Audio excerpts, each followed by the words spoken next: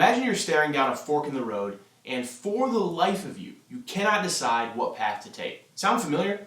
Today we're going to talk about how to make hard decisions. This has been a topic I've wanted to cover for a little while now because I've been faced with some hard challenges and choices in my own life, and through those experiences, this is how I've kind of come to understand how to make hard decisions better. And I don't know where you're at personally, but no matter where you're at, no matter what kind of decision you're facing, I think that this information is really going to help you. And stick around to the end because I'm going to identify the biggest obstacle I think a lot of us face when we're making big decisions and how best to avoid it. Making decisions looks a lot like this graph.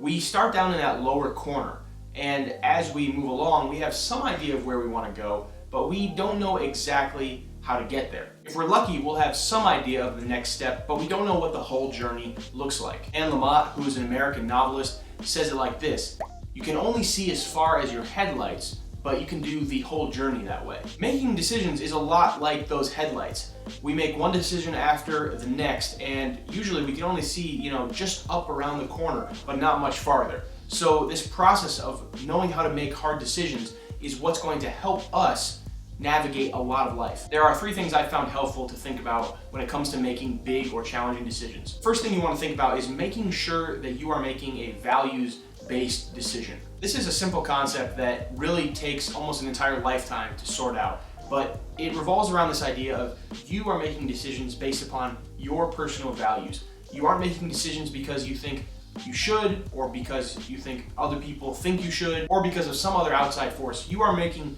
your decisions based on your values, what's important to you, and the shape and direction you want your life to go. For instance, maybe you value freedom over anything else. And so for you personally, you want to pursue jobs that allow you that kind of freedom, whether it means working remotely or working seasonally or something in between. You want to be able to have as much control as possible of your schedule. So for someone who has this value, you're going to prioritize your freedom very, very highly. Now, maybe instead of valuing freedom, a different person values their lifestyle. They want their lifestyle to feel a certain way, to be a certain way. They want to be able to experience certain luxuries or be able to live in a certain type of home. And so for them, they're willing to sacrifice their freedom and their time for their lifestyle. And there's no one to say that one value outweighs another. It's just you need to know what your values are personally, and when you know your values, you're going to be able to make your decisions much more confidently. If you want to explore or improve your own values or principles in your own life, I would recommend the book Principles by Ray Dalio as a very interesting example of someone who has written down their core life principles, and he has then made his decisions based off of these principles that he has put out in this book. I think it's a great format, and there's also just a great story of him building Bridgewater Capital. It really lays out the power and importance of values and principles in one's life. In addition, I would encourage you to think deeply about your own values and your own principles, and think if the decisions that you've made or the decisions that you have coming up are those in line with those values and principles that you hold. This is a lifelong effort. It's something that you need to come back to again and again and again, but just start the process if you haven't.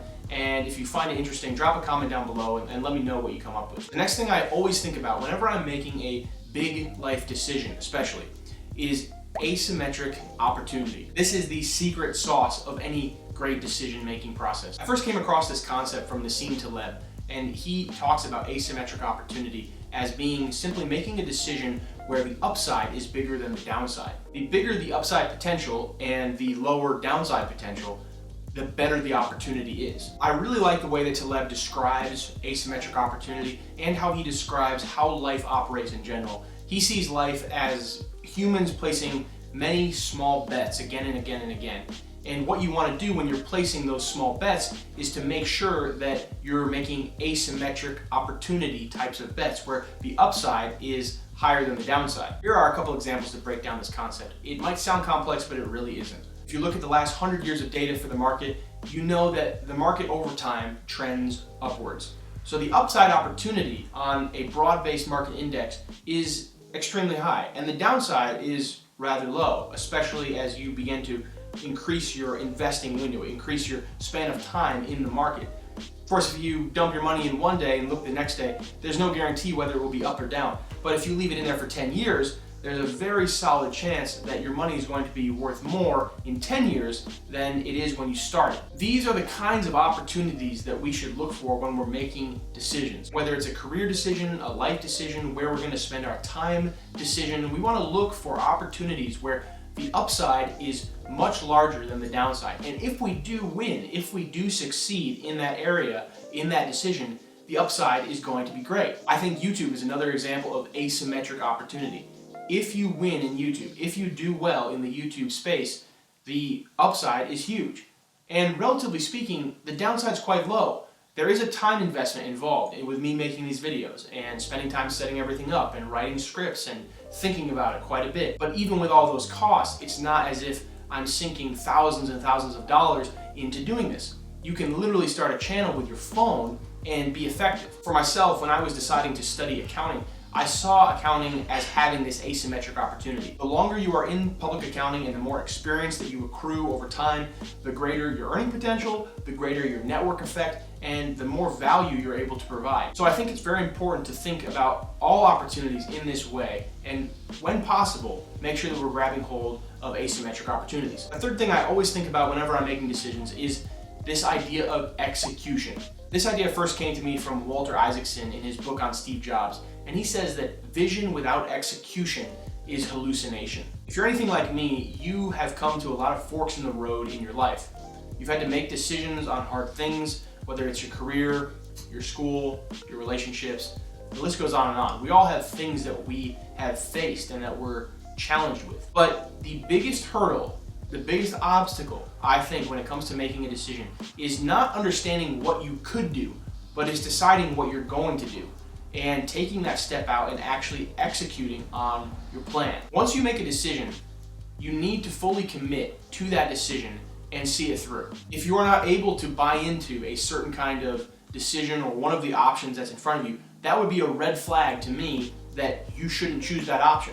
The execution is the most important part of the entire decision-making process, and if you can't follow through, then it's not worth pursuing at all. I've also heard it said along the lines of, if it's not a hell yeah, it should be a hell no. It's that kind of idea. If you aren't 100% in and you're not able to fully back it up, then this is not a good choice. There are a lot of details that we could go into here. What does execution really mean? What does execution really look like? It can look a lot of different ways, from setting a schedule, staying disciplined, staying accountable, making sure you have the right structures in place and systems in place to ensure that you will be successful. And it also means staying flexible. So as you begin down this road, as you begin this journey that started with that decision, you are able to take in new information and adjust your plan accordingly. I can say from my own experience, when you make a decision and you just do it half-heartedly, you'll never get the results that you really want. And so it's just very important to be fully in and fully behind any sort of decision that you make. So between making values-based decisions, seeking those asymmetric opportunities, and then executing when you finally do make that decision, I think that's kind of the trifecta of how to make very good decisions in life. If you were to apply this framework, which I've pulled from a bunch of different people who are way smarter than myself, I think that you stand a very good chance of succeeding in those decisions that you make. I know that indecision can really strike when you're staring at a crossroads, so I hope that this is super helpful for any of you who are trying to make some of those big decisions in life. Now, if you found this helpful, you might enjoy my weekly newsletter. You can sign up from the link down below, and I talk about topics similar to like the ones that we talk about on this channel. Also, feel free to connect with me on Twitter. I've been gleaning a ton of value over there recently and just been a little more active on the platform in general. And finally, if you're looking for something else to watch, I really think you're gonna like this video right here.